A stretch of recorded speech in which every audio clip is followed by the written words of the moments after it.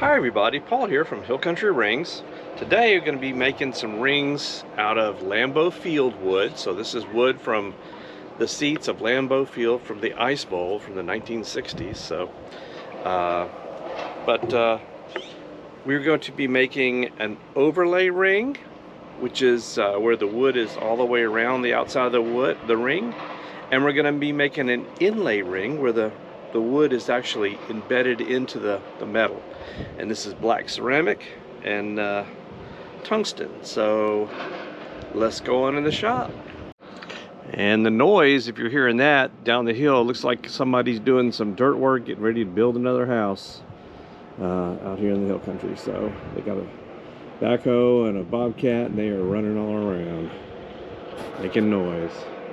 Alright, this is that piece of Lambeau Field wood, and this is from the bleachers of the Lambeau Field from the Ice Bowl, and the pieces that I've cut off of that and have stabilized in resin. That's what this nasty yellow looking stuff is basically just resin that has seeped out after when I was stabilizing it, stabilize it in the vacuum chamber. So what we're going to do is we're going to make a inlay ring in black ceramic, and this is where the wood will be in that little channel and be flush with the black ceramic, which actually does protect the wood better. But I mean, it is wood, so you can always scratch and you shouldn't get it wet.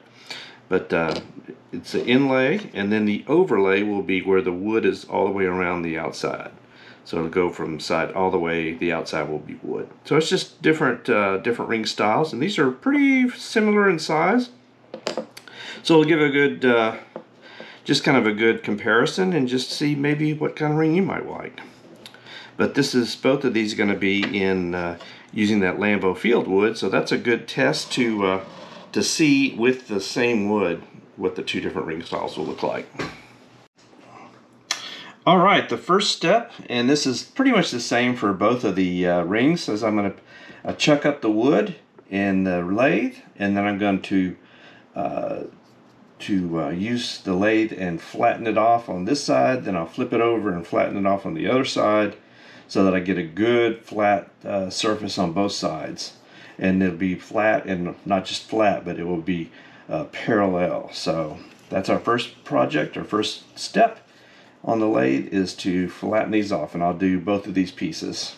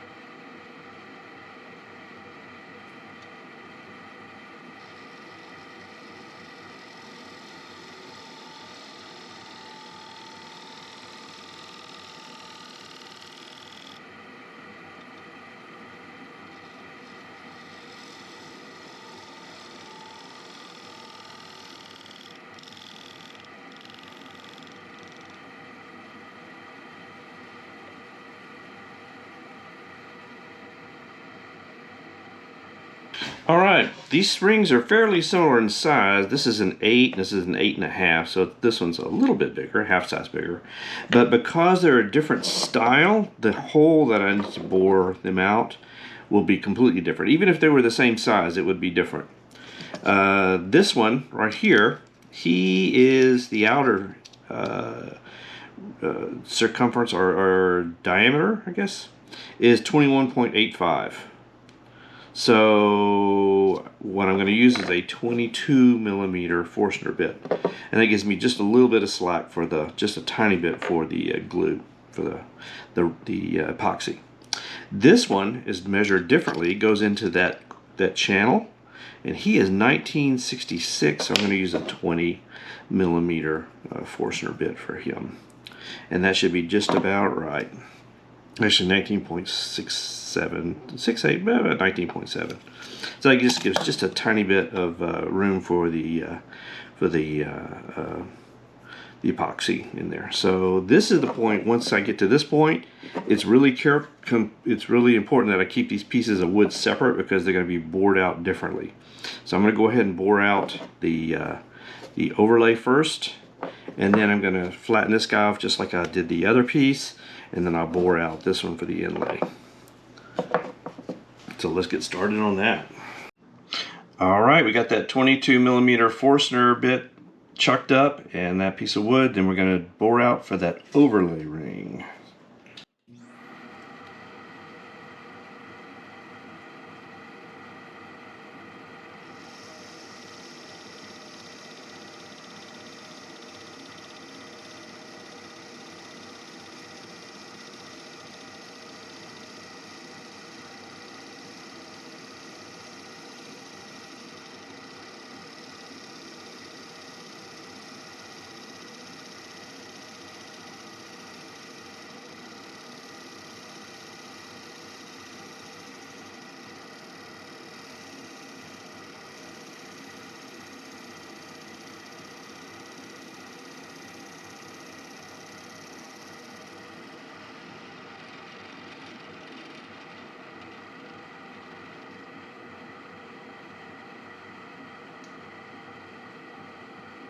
All right, you can see that ring core just fits in there. Nice.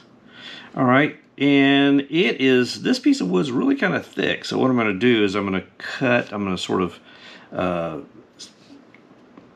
turn down this facing till it gets closer. I'm not going to get too close to the size of that ring, which is this is a 6 millimeter width, but I'm going to get close to it so I don't have to do a whole lot of sanding. So let me go ahead and do that.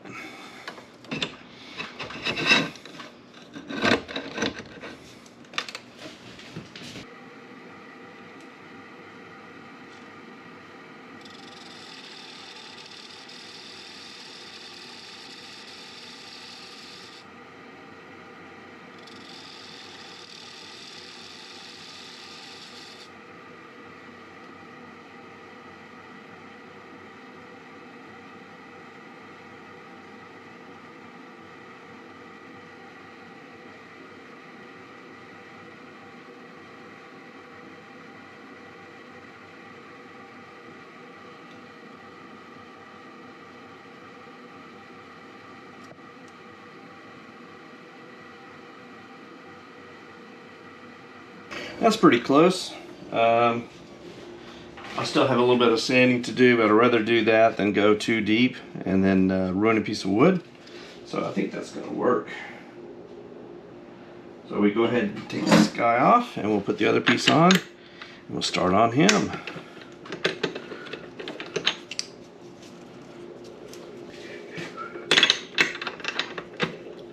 So we'll go ahead and we will clamp him in there. And we'll put this face on him, and then we'll flip him over and we'll face the other side, and then we'll bore him out.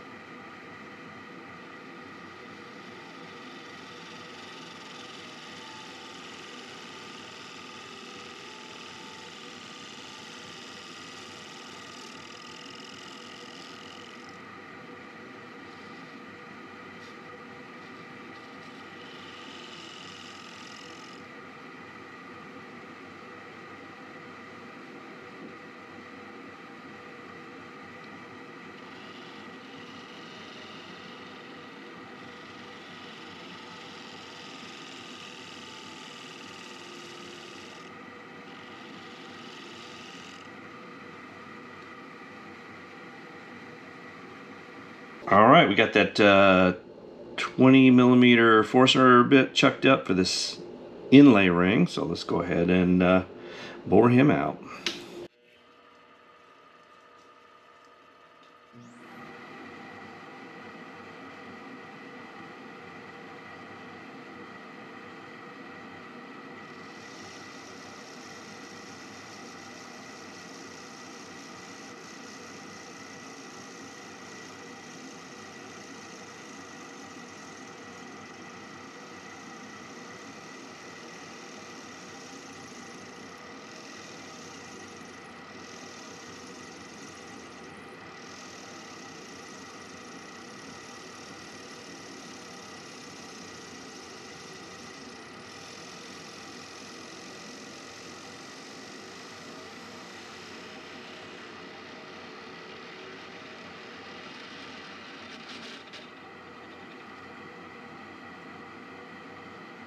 Alright, for this ring, the width of the wood is not the 6 millimeters of the full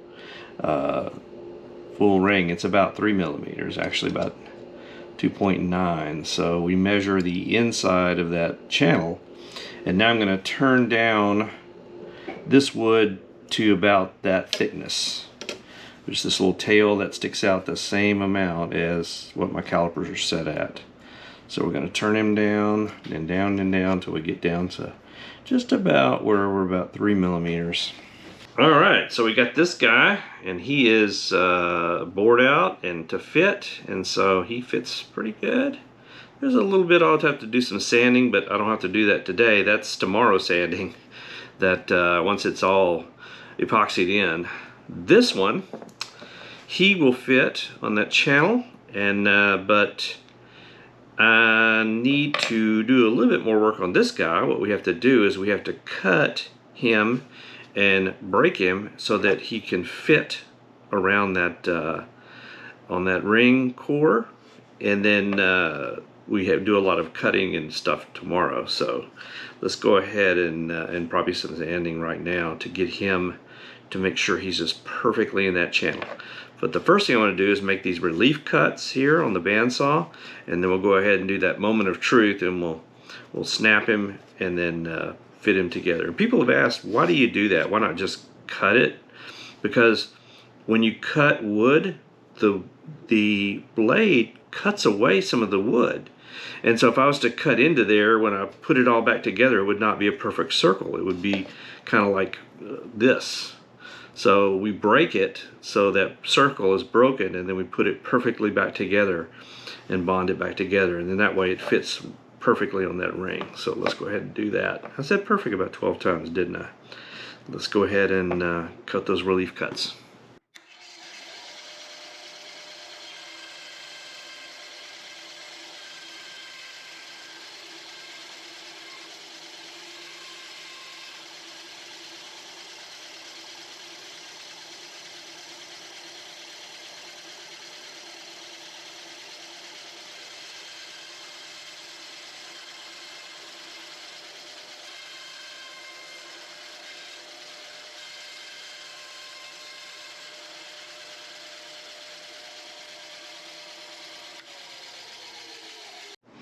Thing about doing these relief cuts, we do it on the opposite sides of the grain, so it should pop right there with the grain. So let's go ahead and do that and get hopefully a good clean break, which is a good clean break there, looks like.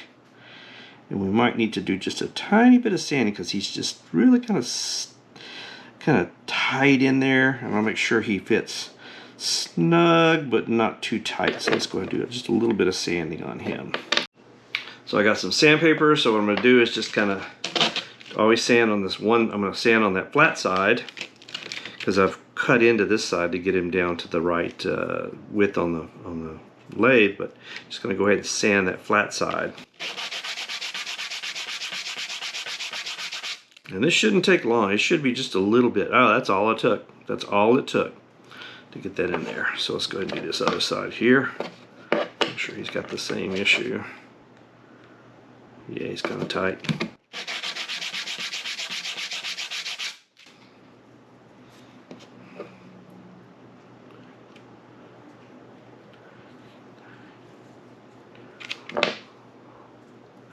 A little tiny bit more.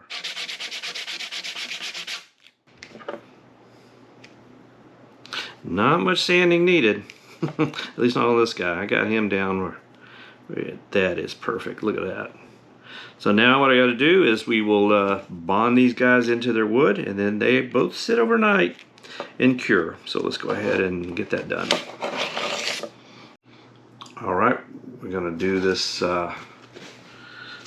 overlay ring first. So we just clean off the wood with rubbing alcohol,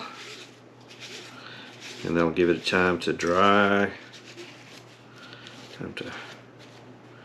And then we clean this guy off, because you never know, there could be a little bit of oil and gook in there. So in those little ridges, it has like little grooves that help the epoxy bond, but sometimes you get a little bit of oil or something from the machining left over. So we got that cleaned off. So now we will use our jeweler's tool, and we will mix up some epoxy. And it's just equal parts of the hardener and the epoxy. Doesn't take much, just a little squirt, just a little squirt. And we'll do that one. And we do the epoxy stuff here. And this is that G-Flex. This is overnight. It takes 24-hour epoxy. And man, I mean, this stuff is good. It's far superior to any like 5-minute epoxy or anything like that. It just takes longer for it to cure, but it is worth it. It is worth taking the time. So go ahead and mix that up. And on a piece of tin foil, always use tin foil. It's good, easy to clean up. All right, so got him good and mixed up. And put a little bit in the wood. And we just go all the way around. Not too gloppy, but we do want to make sure that we have a good bond, and we have, you know, a good layer of that all the way around on the inside of that wood. And then we do the ring core and go all the way around him, because we want to make sure that we have a wet to wet bond. We don't want a dry bond. So if you do that, you get air pockets, you get a bad spot. It's not good. So just make sure that we got both sides epoxied smoothly, and then we stick them together. It just takes a minute to do this. Just get all the way around a couple times just to make sure we got a good layer of that epoxy in there. All the way around all edges. Alright, so now we go ahead and we bond them in. We just kind of put them in there, push them in, and try to use this guy to take, there's some little squirt out where it kind of squirt out. I kind of clean that out with the toothpick.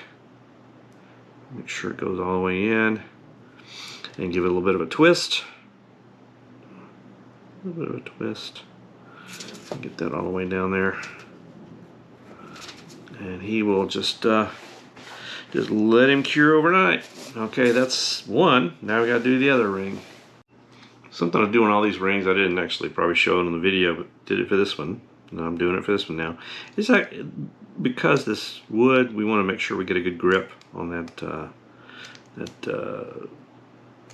epoxy has a good grip to bond. Is I take a razor knife and just kind of cut a few little scratches on the inside where that will bond, to give it something to adhere to, so it's not just like a really smooth polished surface on the inside. There we go. Alright, now I go ahead and clean them off with denatured alcohol. I'll clean the wood first, just like always, and clean the inside and some of that outside edge where it will be on that black ceramic. So we'll do that on both pieces of wood, and then let the wood just kind of cure. Also clean off those where the break is, so that it'll get a good connection back. Make sure that's clean.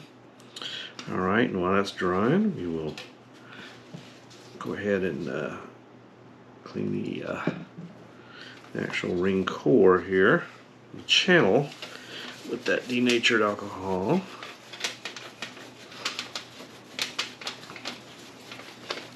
Just go through a couple times around it. There we go. Yeah, he's nice and clean now. And he's got kind of like little scratches on the inside where for that bonding. It's kind of built in. Alright, so we make another little dab of the hardener.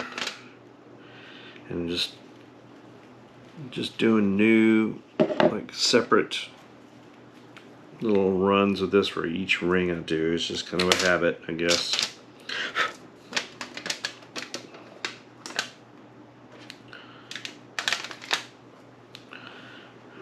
Okay. So mix that's maybe a little bit more hardener than I got epoxy. Is it sticking up? There we go. Let's get a new jeweler's tool here, and we mix up our two-part epoxy. A little fresh batch here.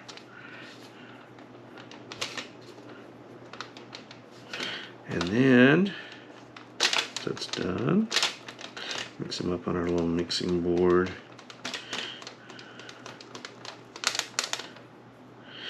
Alright, now we put some on the inside of that wood there. And just a little bit right where it'll, that break bond. And then this in here.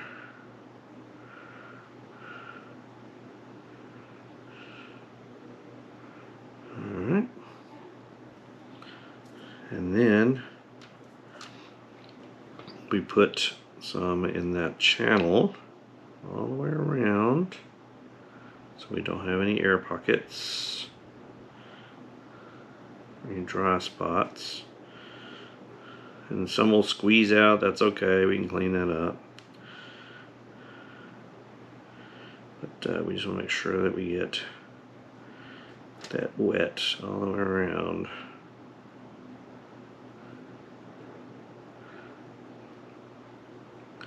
On that ring channel.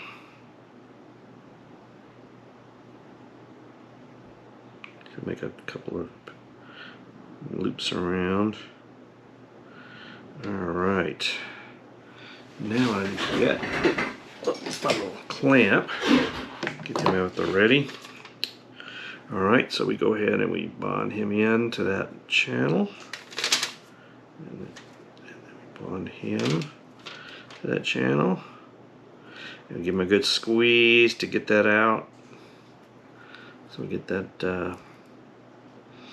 there we go. Give him a good twist.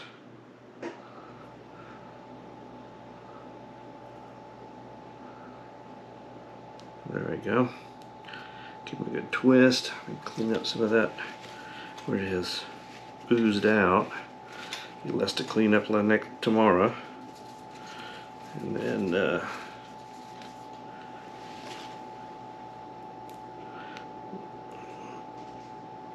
go ahead and we clamp him down.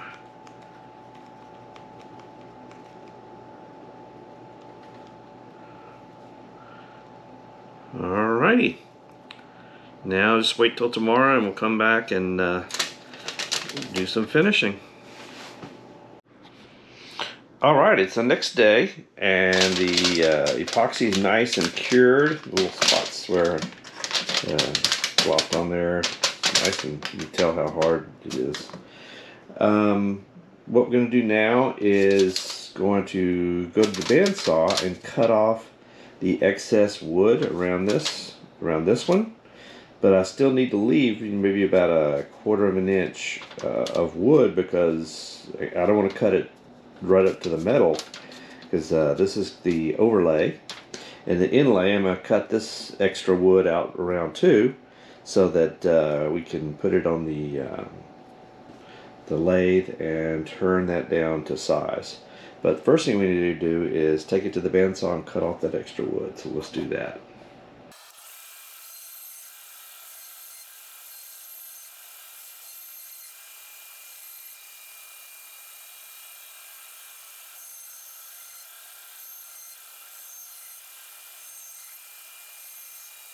Both of these need a little cleaning up from the epoxy that got on the ring core on the side. This one's not so bad, he's pretty clean. This one's got some goop that needs to be kind of cut away. So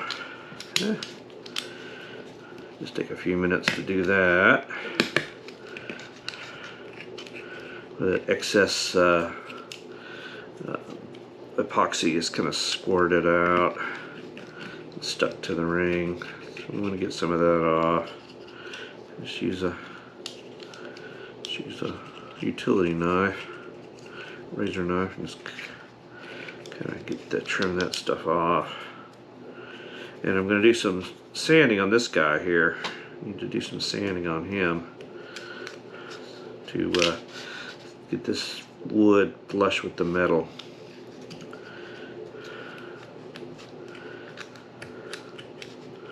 So we'll go ahead and get this. It's looking pretty good. Might do a little more, but if I have any of that little hunks of epoxy on the inside, when I put it on a lathe, it could unbalance the ring, and then it wouldn't. When I turn it, it wouldn't turn it right. So just make sure I get all that off. Plus, just making sure it cleaned up.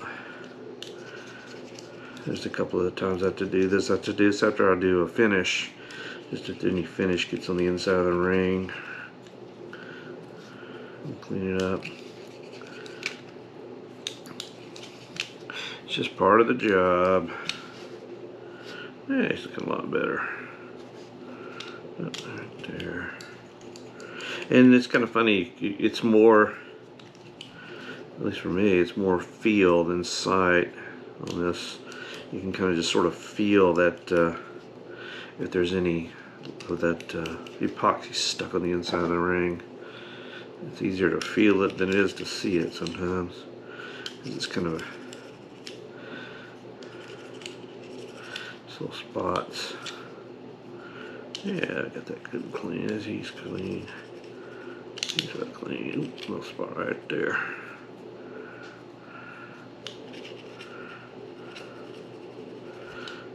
Alrighty, now what we're going to do, this guy is ready to be turned. This guy right here, I need to sand this down. I'll probably sand this just to make sure it's nice and smooth and flush with the metal, but that needs to really be sanded down. So I'm going to get my sanding box that sucks all the dust out while I'm sanding and go ahead and sand him down. Alright, let's do a little hand sanding. It's always my favorite part of the video.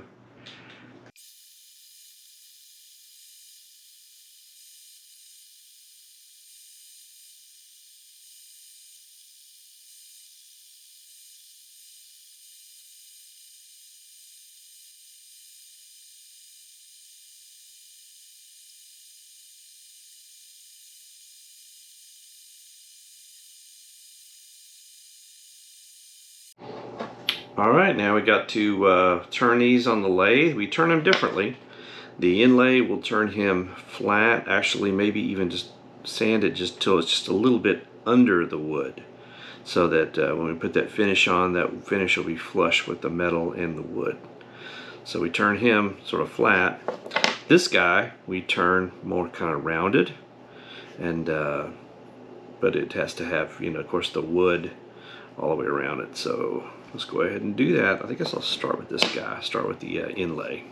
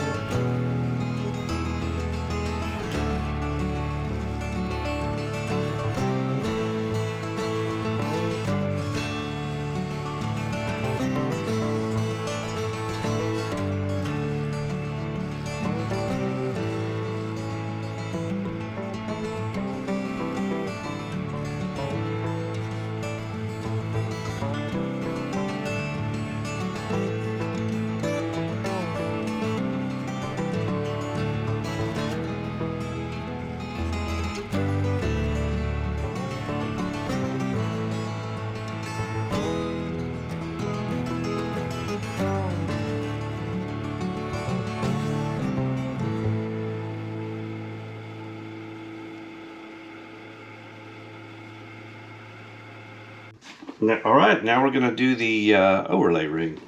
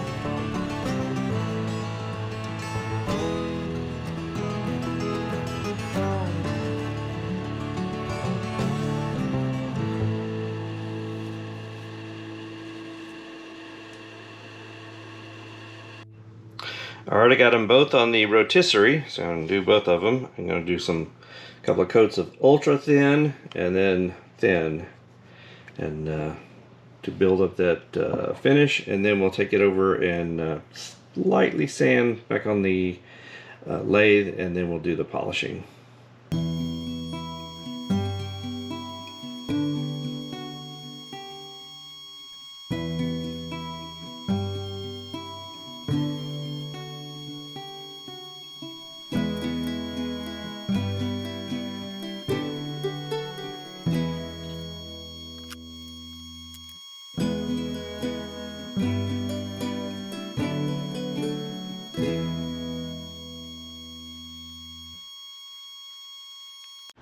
Alright, we're just going to give it just a touch with 1000 grit sandpaper just to make sure that there's no rough spots, just to smooth that off just a little bit.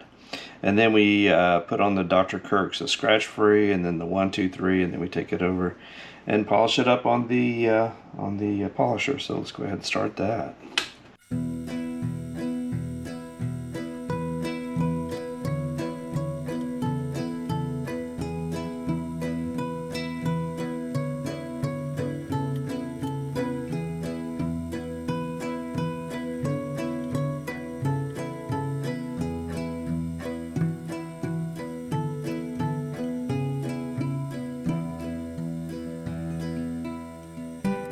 Now we do the same thing with the inlay ring.